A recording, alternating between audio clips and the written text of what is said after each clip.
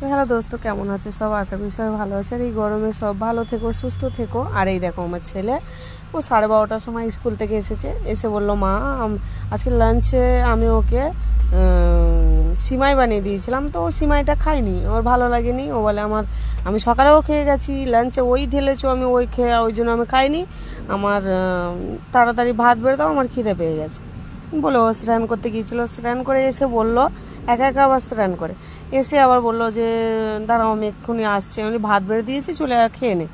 বললো দাঁড়াও আমি আসছি, ঠাকুর প্রণামটা করে আসি। তো এই দেখো ঠাকুর প্রণাম করতে গিয়েছিলো, গিয়ে আবার ওই তার আগে পুজো দেওয়া হয়ে গেছিলো মন্দিরে।